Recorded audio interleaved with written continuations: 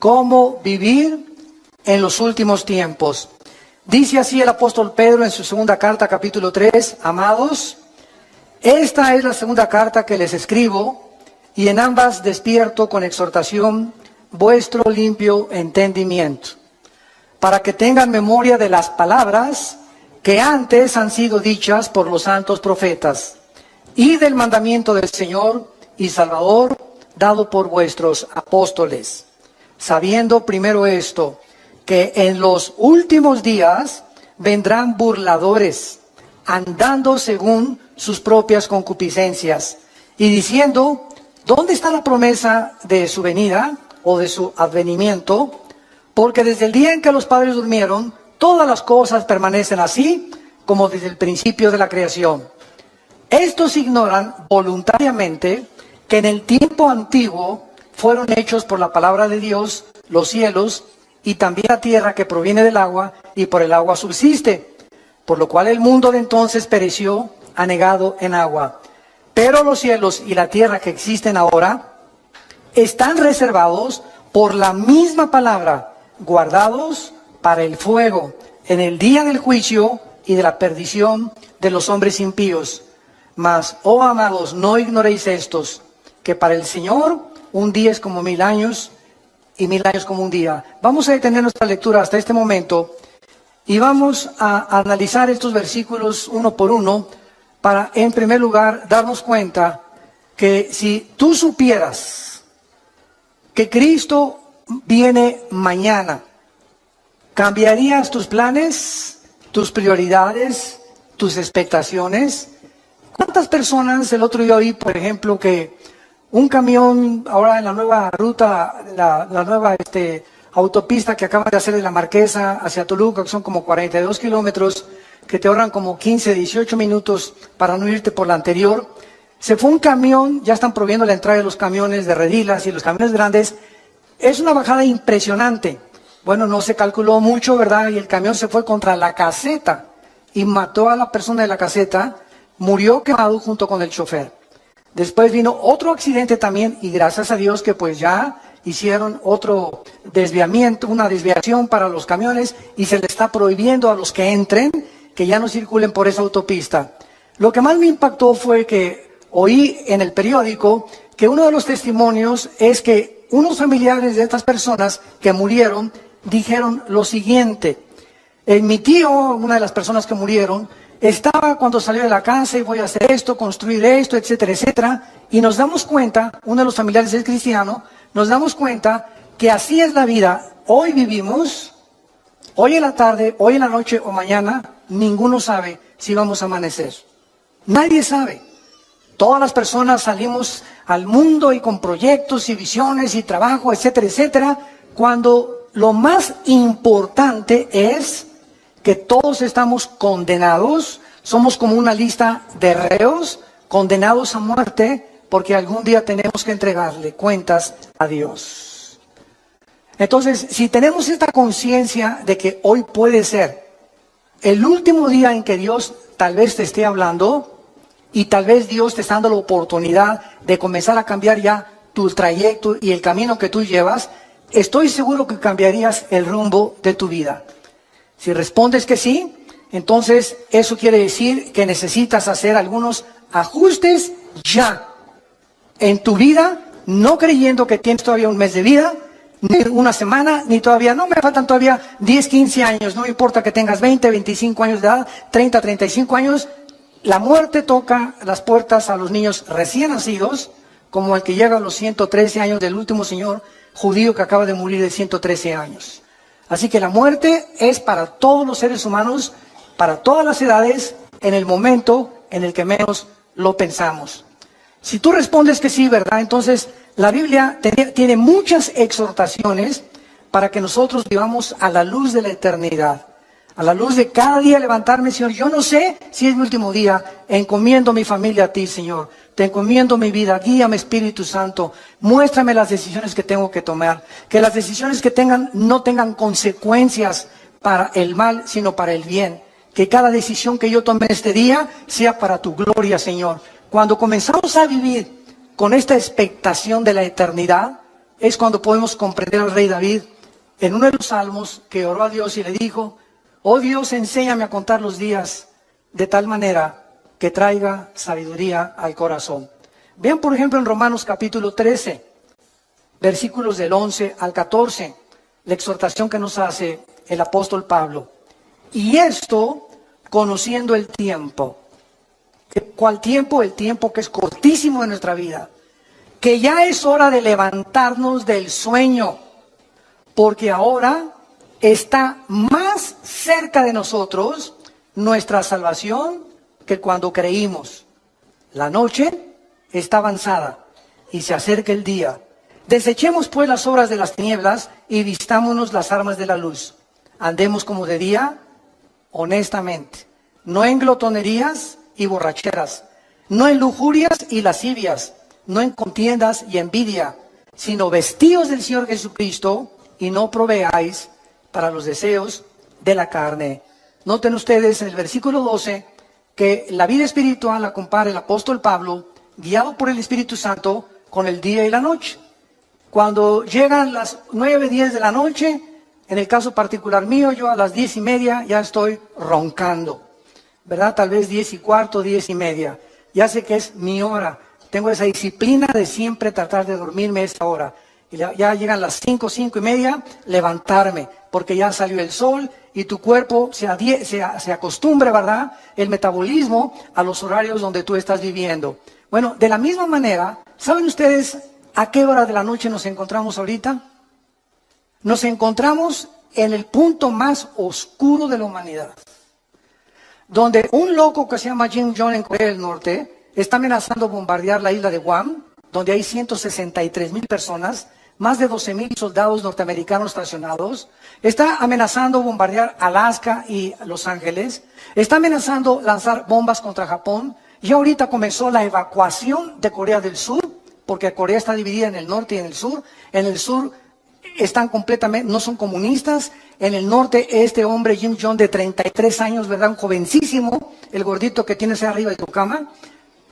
Este hombre, ¿verdad?, está tratando de recuperar Corea del Sur, amenazar Corea del Sur. En Corea del Sur hay más de 17,000 Marines o marinos de Estados Unidos, y tienen un sistema ahorita, gracias a Dios, ¿verdad?, como escudo contra misiles, pero misiles Hwang-2, que no son los grandes, que viajan a más de 6,000, 7,000 kilómetros de distancia. Entonces, el mundo está ahorita haciendo una expectación impresionante.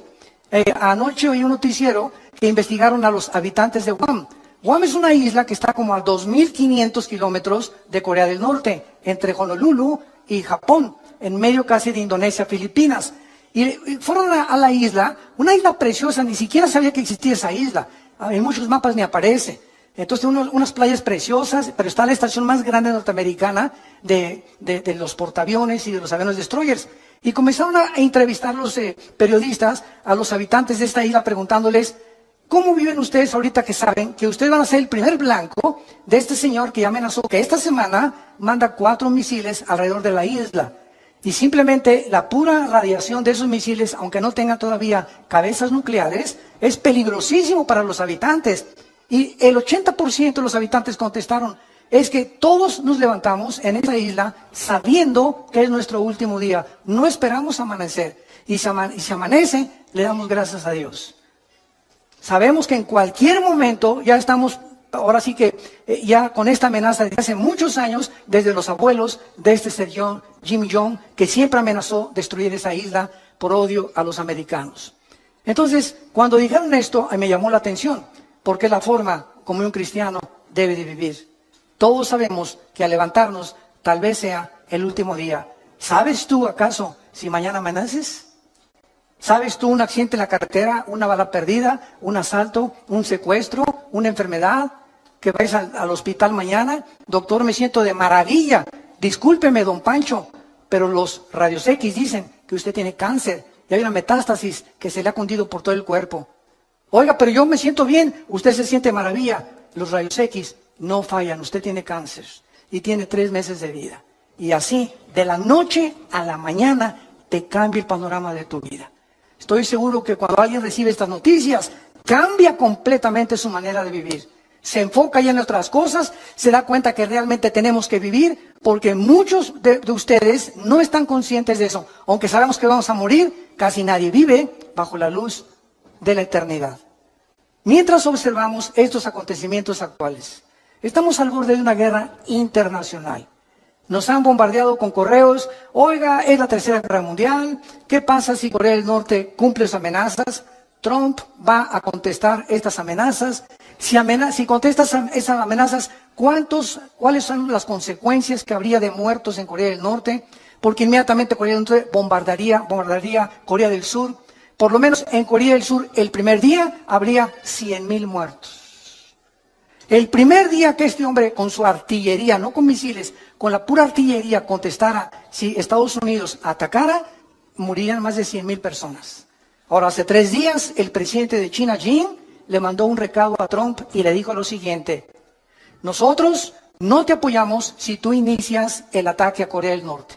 Si Corea del Norte inicia el ataque y ellos atacan a Estados Unidos, nosotros vamos a permanecer neutrales y no nos vamos a meter en el conflicto. Pero si Estados Unidos ataca primero y lanza el primer misil contra Corea del Norte o para destruir sus sitios nucleares, China dijo, entonces nosotros tendríamos que intervenir, porque le llamaríamos una agresión de acuerdo a las leyes internacionales de la justicia en La Haya, en Holanda. Entonces, vivimos un mundo tan incierto donde sabemos que ahora no son juguetes las armas que tienen los países. Rusia tiene una base nuclear en Venezuela, apoyado por Irán. Rusia tiene bases navales en Siria y está defendiendo Siria junto con Irán y con Turquía para que Estados Unidos no entre al Medio Oriente otra vez. El Medio Oriente está siendo convertido en el Islam por el califato, donde esperan al Mahdi, al Mesías, que nosotros le llamamos Jesucristo. Y el Medio Oriente está como una olla hirviendo, sabiendo en la Biblia que ahí, en esta zona geográfica del Medio Oriente, estallará la tercera guerra mundial, que en Apocalipsis 16, del 12 en adelante, se llama el Armagedón. Entonces, santos de Dios, si está ahí ahorita una guerra con Corea o con lo que sea, no es la tercera guerra mundial. Faltan 3 guerras. Una antes de que venga Cristo en el arrebatamiento, y va a haber 2 guerras o 3 a lo más durante el periodo de la tribulación. Simplemente en el cuarto sello, Apocalipsis 6, del 5 en adelante, 1/4 parte de la humanidad va a morir. En la quinta trompeta, 1/3 parte de la humanidad va a morir. Y cuando venga la guerra del Armagedón, si no viene Cristo y desciende con nosotros en la tierra, nos autoextinguiríamos. La raza humana se autodestruiría del odio tan grande que existe en el mundo.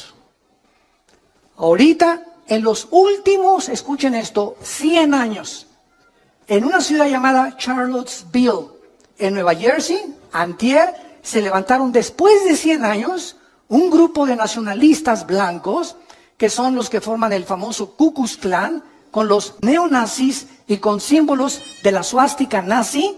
En esta ciudad se levantaron para levantarse en armas y clamar que se necesita una reforma de los blancos, que los blancos deben de volver a gobernar Estados Unidos. Es el racismo en su último grado. En los últimos 100 años, esto no se había visto en Estados Unidos. Había habido pequeños brotes, ¿verdad? Siempre blancos contra negros, contra mexicanos, pero ya este movimiento que se levantó ahí en Nueva Jersey, en Charlottesville, hace 3 o 4 días, es algo, ¿verdad?, terrible, que nos habla la condición y la temperatura en que se encuentra el mundo donde tú y yo estamos viviendo. No cabe duda, vivimos en los últimos tiempos. Iglesia, despiértate, porque los cascos del Apocalipsis ya se oyen en el cielo. El tiempo se nos acabó. Muy bien, vamos pues a ver de qué manera nuestra esperanza en el regreso de Cristo debe afectar nuestra manera de vivir. Regresemos a nuestro pasaje de 2 de Pedro, capítulo 3, y vayamos estudiando cada versículo. En primer lugar, aquí encontramos 3 líneas de pensamiento en el pasaje que acabamos de leer. 3 líneas de pensamiento a la luz de la realidad. Número 1, se nos exhorta en primer lugar cómo vivir en los últimos tiempos. Vivir a la luz de las promesas de Dios. Esta es la primera cosa que se nos aconseja, particularmente relacionadas las promesas con el futuro. Veamos lo que dice el versículo 1. Amados, esta es la segunda carta que les escribo, y en ambas despierto con exhortación, despierto vuestro limpio entendimiento, para que recuerden, para que tengan memoria de las palabras que antes han sido hechas por los santos profetas. O sea, tenemos que recordar, en primer lugar, viviendo en esta última generación, recordar las promesas que en el Antiguo Testamento se hicieron respecto al futuro que tú y yo actualmente estamos viviendo. Esto se refiere a todos los eventos futuros que se profetizaron en el Antiguo Testamento, como viene la gran tribulación, la segunda venida, la apostasía de la iglesia que ya estamos viviendo. Nunca la iglesia cristiana había sido bombardeada con tantas herejías, con tantas barbaridades que se están predicando y que se están enseñando en los últimos 30, 40 años. Es impresionante la cantidad de miles, ustedes no lo saben, miles de cristianos en Sudamérica y en Europa que dicen no encontramos una iglesia con sana doctrina. Y están reuniéndose en sus casas, nos piden nuestros videos, nuestras enseñanzas a través de los CDs, etcétera, etcétera. Tenemos más de 3.725 reuniones en casas en Sudamérica que se están alimentando con el curso que tenemos de ITI, el Instituto Teológico Internacional que dirige mi hermano Alejandro, y se están alimentando de eso 1 hora diaria y están juntándose en su casa porque no encuentran una iglesia de sana doctrina. Es impresionante. En una que les piden bolsas para vomitar, en otras que la cachetada del Espíritu Santo, el chicle del Espíritu Santo, la caída del Espíritu Santo, etcétera, etcétera, que si no hablas en lengua no tienes al Espíritu Santo. Bueno, es increíble a lo que la iglesia ha llegado. Y millones de cristianos, por no tener una vocación para estudiar la Biblia sistemáticamente, por libros, etcétera, etcétera, caen en la trampa y se comen y son engañados con todo lo que oyen. Nunca corroboran si lo que les enseñan es lo que enseña la palabra de Dios. Tengan memoria que esto va a venir, no nos asustemos, como me dicen muchos pastores. Acabo de estar en Guatemala el último fin de semana, se celebró el 67 aniversario de Radio Cultural en Guatemala, en la ciudad, que es la estación de radio más prestigiosa en los últimos 100 años. Y esta radiodifusora celebró el 67 aniversario, me invitaron a compartir la palabra, y el sábado se unieron casi más de 1.700 pastores de diferentes naciones de la ciudad de Guatemala, etcétera, etcétera. Y el domingo nos reunimos en el Parque Industrial y asistieron 18,000 personas. Entonces vemos nosotros que es una efervescencia de hambre de la palabra de Dios. Y cantidad de pastores me decían en Guatemala, hermano, es que necesitamos la sana doctrina, necesitamos regresar a las enseñanzas de la Biblia, a las enseñanzas que Cristo nos enseñó. Y yo el consejo que les daba es el siguiente: no se desilusionen, no se asusten.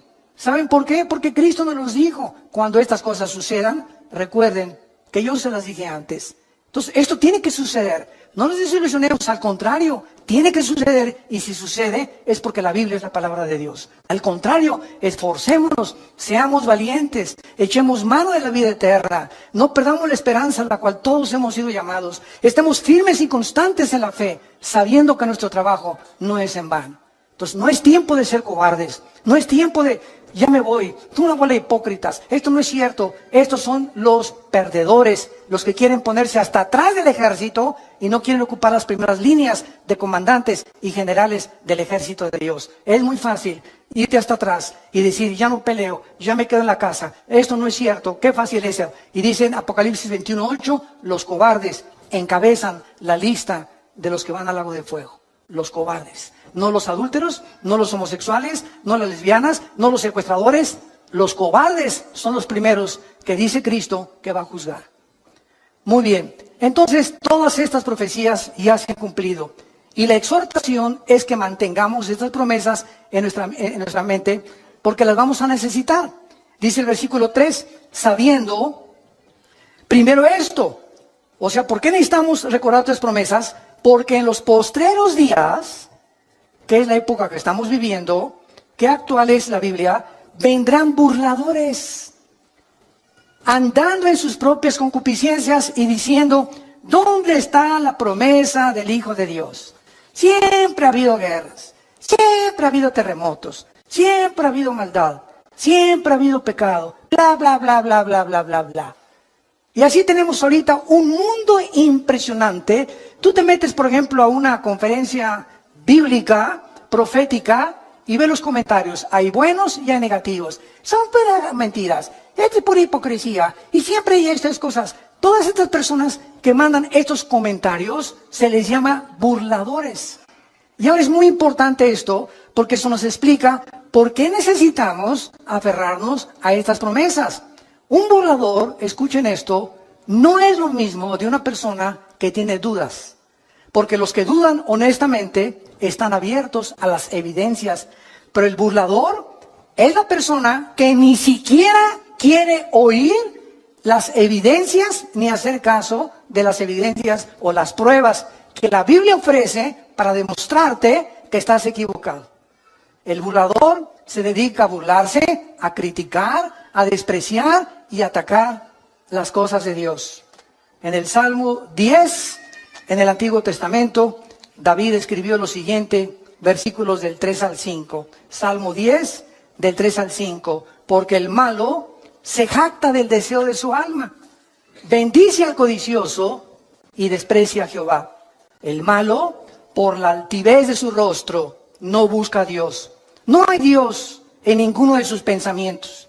Sus caminos son torcidos en todo tiempo. Tus juicios los tiene muy lejos de vista. A todos sus adversarios desprecia. Y en el capítulo 14, versículo 1, dice David, dice el necio en su corazón, no hay Dios. Lo más lejos que el hombre pueda llegar es reconocer que Dios tenía razón. Y a partir de ese punto ya no llegas más lejos sin Jesús en tu vida. Entonces es importante, ¿verdad?, darnos cuenta que por qué actúan estos burladores de esta manera. Regresamos a nuestro pasaje, 2 de Pedro. Y dice el versículo 3, ¿por qué estos burladores que abundan en la televisión, en las telenovelas, en los programas y en las entrevistas del radio, en el cine, en las películas? ¿Saben ustedes, santos de Dios, por qué esta gente actúa de esa manera? Burlándose, despreciándose, riéndose, haciendo mofa de las cosas espirituales. Nos lo dice el versículo 3, porque andan según sus propias concupiscencias. En otras palabras, son personas que no quieren que Dios se meta a sus vidas. Son personas que no quieren que haya nadie en el universo que les ponga 10 mandamientos para vivir.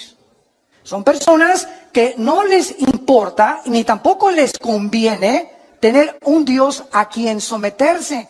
Ellos quieren andar. La palabra concupiscencia, apúntalo, significa pasiones sin control o deseos desordenados. No tengo ningún freno moral, me acuesto con el que sea, puede ser hombre, puede ser mujer, mujer con mujer, hombre con hombre, o puedo tener amante, puedo tener esposa, o me puedo acostar con mi novio o con mi novia. Son personas que no tienen frenos, están como caballos desbocados en la vida. Hacen lo que, como caballos bien alimentados, relinchan tras las mujeres que no son su esposa. ¿Y saben ustedes por qué? Lo dice aquí en 2 de Pedro, capítulo 2, versículos del 10, que describe este tipo de personas. Y mayormente aquellos que, siguiendo la carne, andan en concupiscencia, o sea, en pasiones sin control, e inmundicia, y desprecian el señorío, atrevidos y contumaces, no temen decir mal de las potestades superiores. Versículo 12, pero estos, hablando mal de cosas que no entienden, como animales irracionales, nacidos para presa y destrucción, perecerán en su propia perdición, recibiendo el galardón de su injusticia, ya que tienen por delicia el gozar deleites cada día. Estos son inmundicias y manchas, quienes aún mientras comen con ustedes, se recrean en sus errores. Tienen los ojos llenos de adulterio, no se sacian de pecar, seducen a las almas inconstantes, tienen el corazón habituado a la codicia y son hijos de maldición. Por eso se burlan de ti. Por eso te critican que eres cristiano. Por eso se mofan de la Biblia en los periódicos, en los libros, en las películas, en las telenovelas, etcétera, etcétera, etcétera. Porque detrás de estas personas se encuentra el 99% de las veces una vida de inmoralidad. Odian la luz, odian la santidad, odian a Jesús, aman las tinieblas. En el Evangelio de Juan capítulo 3 dice, y esta es la condenación, que la luz vino al mundo y los hombres amaron más las tinieblas que la luz. ¿Por qué? Porque sus obras eran malas. Porque todo aquel que aborrece la luz no viene a la luz. ¿Por qué? Porque la luz te muestra cómo eres. Y cuando nos ilumina el Espíritu Santo, nos damos cuenta, qué bárbaro, soy un basurero. Estamos podridos en maldad. Y cuando reconocemos esa maldad y esa podredumbre con la cual nacimos, el pecado original, es cuando, Dios mío, ten misericordia de mí. Y hay una cruz en la gracia de Dios, a la cual nos podemos acercar y ser lavados con la sangre del Hijo de Dios. Muy bien, estos burladores también toman posiciones pseudocientíficas. Miren lo que dice el versículo 4. Y dicen, ¿dónde está la promesa de su avenimiento? O sea, de que va a venir. Porque desde el día que los padres durmieron, todo permanece igual. Esta explicación, ¿verdad?, no cuadra con lo que la Biblia dice. Si estas personas realmente necesitan evidencias de la actividad de Dios en la historia, es bien fácil. La misma historia, señores historiadores que nos visitan, sociólogos que nos visitan, científicos y catedráticos y doctorados y licenciados que nos escuchan, la Biblia nos muestra que la historia misma demuestra la existencia de Dios. ¿De qué forma? Ven a la Biblia y encontrarás que Dios puso simplemente un botón de muestra, el libro de Daniel. En el libro de Daniel, Dios le recuerda hace 2600 años al profeta Daniel el orden exacto en el que iban a transcurrir todos los imperios gentiles hasta la segunda venida de Cristo, en la famosa estatua del sueño que tuvo el rey Nabucodonosor. Y Dios le dice a Daniel, la cabeza de oro es Babilonia, tal como Daniel lo comprobó porque él vivió bajo el imperio del rey Nabucodonosor. Y le dice Dios, después de Babilonia vendrá otro imperio que, de acuerdo a la historia, ¿quién fue? Los medos y los persas, que hicieron una alianza. Y le dice Dios, y el pecho, el vientre de bronce, vendrá otro imperio. De acuerdo a la historia, ¿quién fue? Grecia, con Alejandro el Magno, con sus conquistas relámpago, que a los 33 años se murió en lo que es ahorita Irak, que en la Biblia se le llama Babilonia. Y después le dice Dios, vendrá otro imperio, que fue el imperio romano. Y qué interesante. Ahí se detiene la profecía y dice la Biblia que del imperio romano hasta la segunda venida de Cristo no habría otro imperio hasta que el anticristo unificara 5 naciones del Oriente y 5 de Europa para formar la confederación política de los últimos tiempos. ¡Qué increíble! ¿Quieres más evidencias de veras? La misma historia nos muestra que solo Dios pudo poner en orden la cronología de los imperios y los gobiernos de toda la historia. Solo Dios lo pudo hacer.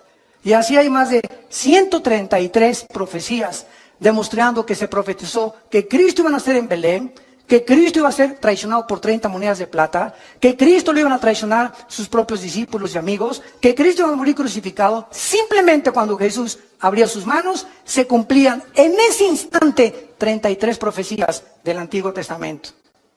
Amados, tengan memoria de las promesas del Antiguo Testamento, porque van a enfrentar en los últimos días muchos burladores. Mucha gente ignorante, hablan lo que no conocen.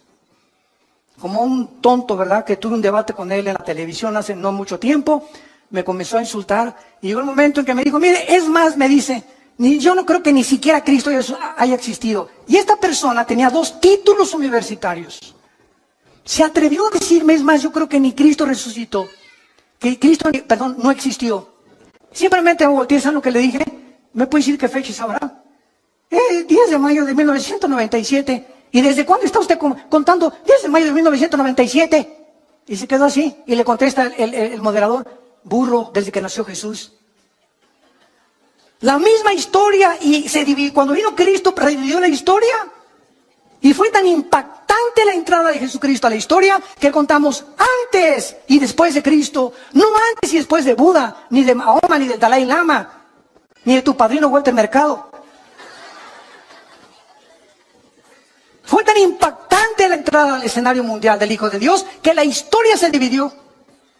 Dije, ¿desde cuándo cuentas 1997? Cabeza de ostión. Impresionante, hablan tantas barbaridades, tantas tonterías.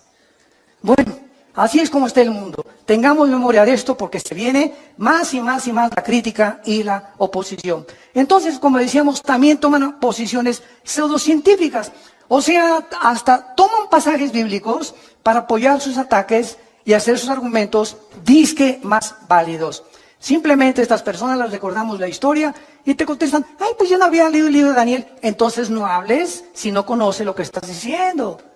Yo no puedo tener un debate con un filósofo, por ejemplo, del tipo de Rousseau, o los que siguieron la filosofía de Rousseau, que el hombre es básicamente bueno. Yo no puedo meterme a su ideología si no conozco lo que él me está presentando, porque al meterme yo en lo que yo no conozco, él me puede contraatacar, porque él sí lo conoce. Entonces, si yo tengo un debate con una persona, tengo que conocer sus debilidades de la ideología que me está presentando, combatirla y presentarle las mías. Y escuchen esto, el 90% de las veces que tú alegas con tu maestro de escuela, con un científico o con cualquier persona atea o agnóstica, no conocen la Biblia. No conocen más que son leyendas, esto y el otro, puras tonterías, pero nunca, jamás han checado ni estudiado de una forma sistemática las evidencias y sobre todo las profecías. Entonces, te hablan lo que nunca han oído. ¿Quién te lo dijo? Mi maestro en la preparatoria. ¿Quién te lo dijo? Mi maestro en la universidad. ¿Quién te lo dijo? Lo leí en la revista Duda. Con razón tienes las dudas que tienes, compadre. Vemos nosotros, ¿verdad? Claramente, que cuando leemos, por ejemplo, el libro del Génesis, miren, ya sin ir tan lejos, por el amor de Dios, Virgen del Socorro. Hasta 1860 se descubren las leyes de la herencia por Gregorio Mendel. Hasta 1860 se descubren las leyes de la herencia por Gregorio Mendel. Cuando comienza a hacer experimentos con chicharitos y se da cuenta que hay algo que se transmite y que se hereda. Y ahí se paró la investigación y tuvieron que pasar casi 100 años hasta 1954, el siglo pasado.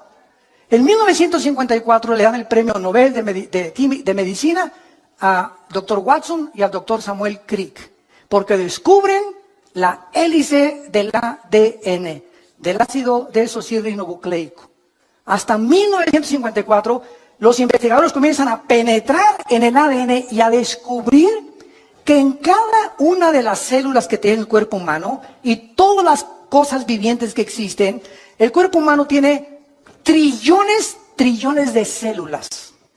Y en cada célula que tenemos, escuchen esto, en cada célula hay 500 enciclopedias británicas escritas. ¿Me escuchaste? La información que tiene el ADN en cada célula equivale a 500 enciclopedias británicas. Con 4 letras nada más. Y en esa información inteligente que cada célula tiene, está escrito tu color de ojos, tu color del pelo, mi color de piel, nuestra estatura, todas las características que tenemos y venimos heredando desde Adán y Eva. Abuelos, bisabuelos, tatarabuelos, todo se encuentra en cada célula. Entonces, el ADN y el código genético que tengo yo en mis células, le sacan una hachita. Y cuando examinan el ADN de Chita, no corresponde al ADN que yo tengo. ¿Qué significa esto? Que cuando se mezcla un perro con un gato, un burro con un caballo, un león con una cebra, el ADN impide a través de los aminoácidos de la biología que haya una mezcla de especie contra especie, porque entonces se rompe el patrón que Dios estableció desde el Génesis, como lo vamos a ver, capítulo 1, versículos 12 y 13, que todo tiene que ser de acuerdo a su género y a la forma en la que tienen ellos su desarrollo, como las frutas, los animales y nosotros los seres humanos. Cuando se cruzan dos especies, nacen híbridos.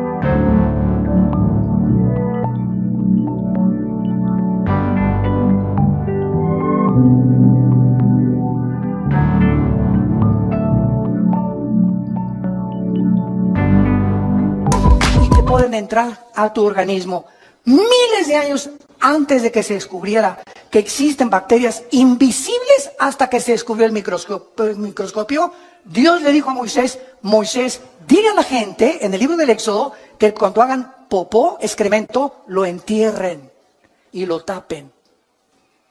Dios comenzaba a dar las leyes de la higiene antes que la ciencia las descubriera. Y así podemos seguir con cientos de ejemplos, evidencias históricas, evidencias de higiene, evidencias biológicas, genéticas, arqueológicas, químicas, del área de la disciplina que tú quieras. La Biblia es la palabra de Dios. Los cielos pasarán, pero esta palabra permanecerá para siempre.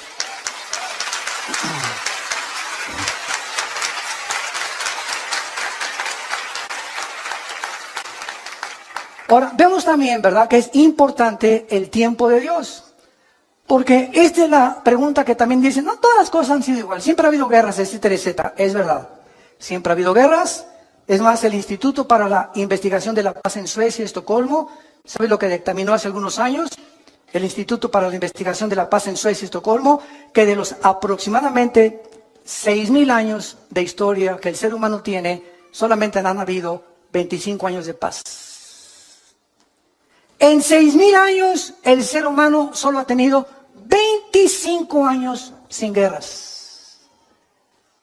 ¿Qué significa esto? Que la historia del ser humano es guerra tras guerra, generación tras generación. Por nuestras pasiones, la codicia: quiero tu terreno, quiero conquistar esa área geográfica, quiero tener esta colonia aquí. Los franceses, los ingleses, los austriacos, los judíos, los árabes, etcétera, etcétera. Todo el mundo siempre ha estado en continua guerra. Hace algún tiempo, tengo aquí las palabras de uno de mis autores favoritos, C.S. Lewis. Fue profesor de la Universidad de Oxford. Y en 1939, C.S. Lewis consigue sus libros: La grandeza del cristianismo, El problema del dolor. Bueno, es increíble mente científica, y fue el más grande ateo de Inglaterra. Y siendo el más grande ateo de Inglaterra, se convierte C.S. Lewis y comienza a escribir, no sabes, la literatura más profunda que existe, científica cristiana. Y en 1939, C.S. Lewis, cuando la Segunda Guerra iba a comenzar, escribió esto. Y dijo así: la guerra no crea ninguna situación absolutamente nueva. Simplemente agrava la situación permanente humana para que no la ignoramos. La vida humana siempre ha sido vivida en la orilla de un precipicio. Estamos equivocados cuando comparamos la guerra con la vida normal. La vida nunca ha sido normal. Cuando explotó la Segunda Guerra, ¿de qué nos extrañamos? En otras palabras, siempre ha habido guerras. Es la condición permanente del ser humano. Si no hay guerras, buscamos la manera de pelearnos. Y llegamos al precioso siglo XXI. Y la luna, y los descubrimientos tecnológicos, Internet desde los 90s, y las satélites de comunicación, iPad, IQ, chips, bla, bla, bla, bla, bla. Aladín, la lámpara maravillosa. El ser humano ha llegado con la tecnología, etcétera, etcétera. Y ayer acabo de leer las últimas palabras del fundador de Apple, Steve Jobs, que muere de cáncer antes de los 50 años. A los 40 años llegaron con Steve Jobs y le dijeron: el fundador de Apple, de las compañías más prestigiosas que cualquiera pudiera decir. Yo quisiera poder llegar a los descubrimientos de una multimillonaria fábrica y productora de los artículos que conocemos actualmente en el mercado. Y cuando tenía 40 años Steve Jobs, le pronosticaron cáncer y le dijeron, cúrate por medios científicos, y dijo que no. Él quería que lo curaran los hindúes con magia. Y entró en el área del ocultismo. Y antes de morir, él dijo, ¿verdad? Lo que he descubierto antes de morir es que no he disfrutado nada. Lo más precioso en la vida es tu familia. Disfruta a tu familia. Es el tesoro más grande que podamos nosotros tener. Nunca mencionó a Dios. Murió como un palillo el pobre hombre en un hospital sin haber jamás podido disfrutar su dinero. Y los últimos 7 años murió con una neurosis excesiva, donde explotaba y se enojaba y corría a todos sus empleados porque la mosca voló. ¡Qué vidas tan trágicas! De personas que alcanzaron el éxito, pero se dieron cuenta que sin Dios nos echa a perder la vida. Por la maldad con la cual nacimos y porque enfocamos nuestros talentos y nuestros dones en cosas que no tienen permanencia eterna. Entonces, el tiempo es importante, como cuando comenzamos esta conferencia. Tú no sabes si mañana vas a morir. Tú no sabes si esta tarde te ha hablado Dios por última vez en tu vida. No lo sabes ni lo sé yo. Y ante la luz y la expectación de estas cosas, analicemos nuestra vida si estamos en la fe. Examinémonos realmente si realmente tenemos a Cristo como nuestro Salvador, si estamos caminando con Él. Hace algún tiempo, les conté una vez, estaba ya a la salida de un desayuno en México y me alcanza en el elevador un señor y me dice, bueno, usted es el que acaba de exponer la conferencia, a sus órdenes. Le dije, me dice, usted debe saber muchas cosas, ¿verdad? Usted es teólogo. Le dije, sí, efectivamente, tengo 2 doctorados y una licenciatura en teología. Me dice, bueno, pues con esos títulos que usted tiene, me puede responder esta pregunta. Le dije, dígame usted, ¿por qué Dios no mata al diablo? Y me dice, no se quedó ahí, y me dice, porque Dios es todopoderoso, ¿verdad? ¿Qué dice usted? Amén, amén, Dios es todopoderoso. Entonces, si Dios es todopoderoso, ¿por qué no mata al diablo? Y déjame decir antes que me conteste, y si no lo mata es porque no es misericordioso ni es amor. Fíjense usted la pregunta que me hizo, ¿no? Entonces yo le contesté y le dije, dele gracias a Dios, porque si Dios acabara con el mal ahorita, comenzaría con usted.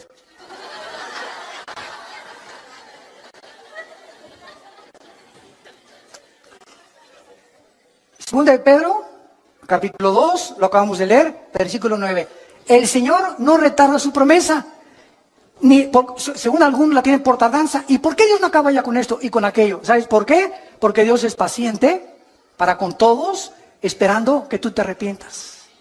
Dale gracias a Dios que los juicios de Dios no han comenzado en la forma que se viene sobre el mundo, porque Dios es paciente con tu vida. Te va a seguir hablando a través de tu esposa, a través de tu esposo, a través de tus hijos, a través de tus amigos en tu trabajo, a través de las conferencias en YouTube, en Internet, en las iglesias cristianas. Dios nunca deja de hablar, porque es paciente con tu vida. Pero hay un momento en que tú has decidido no creer.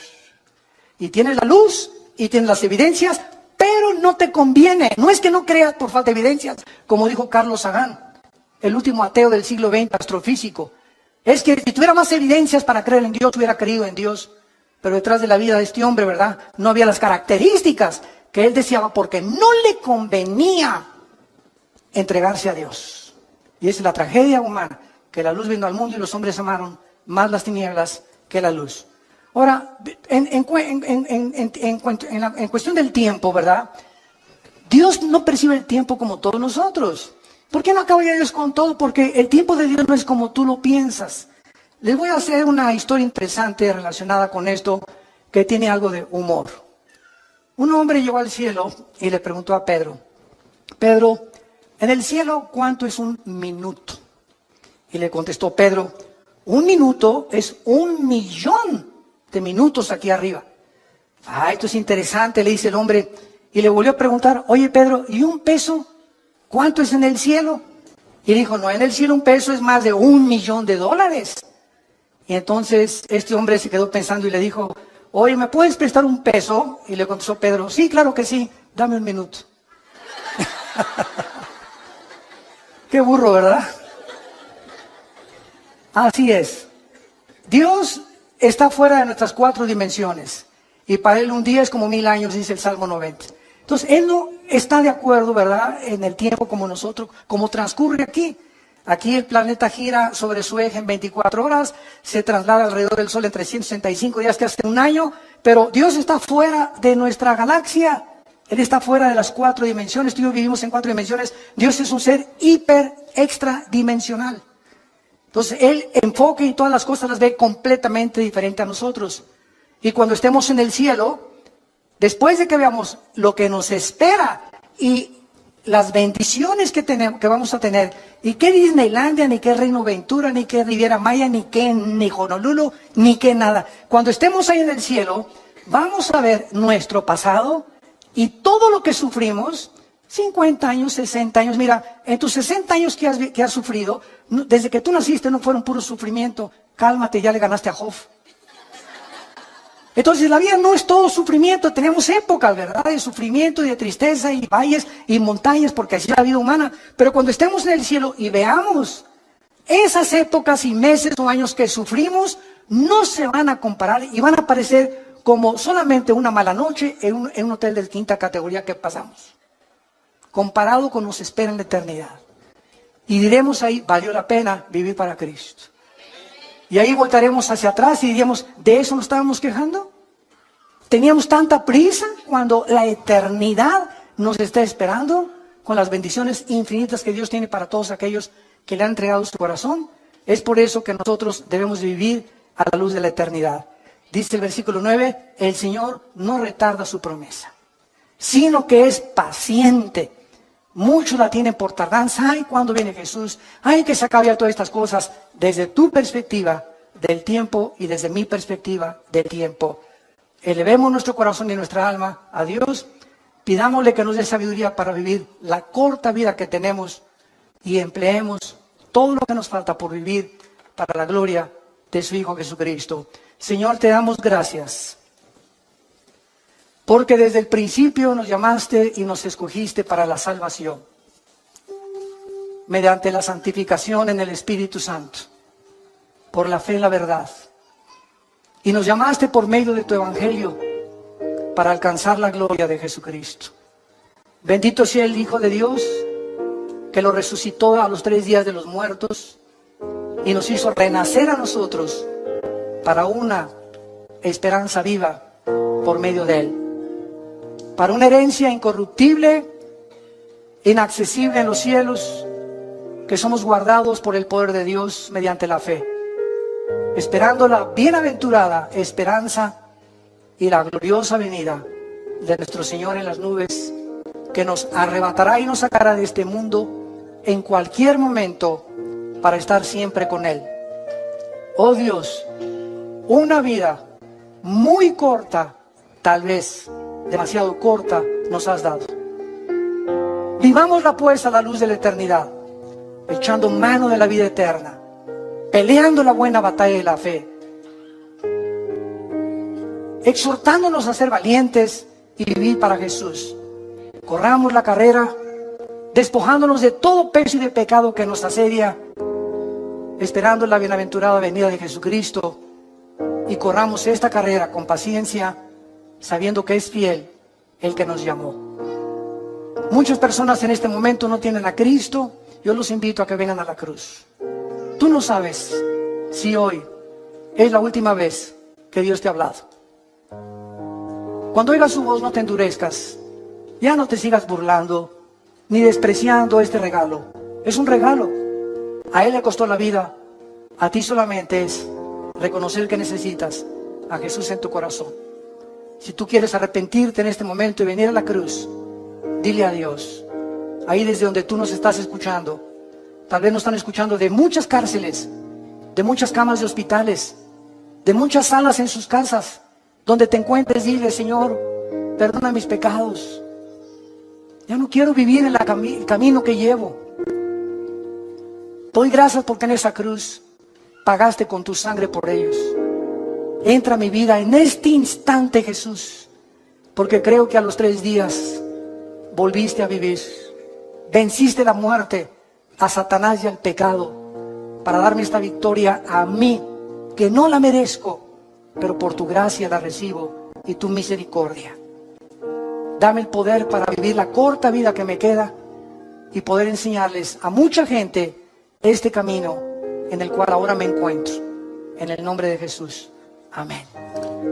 Gracias a Dios por la Biblia.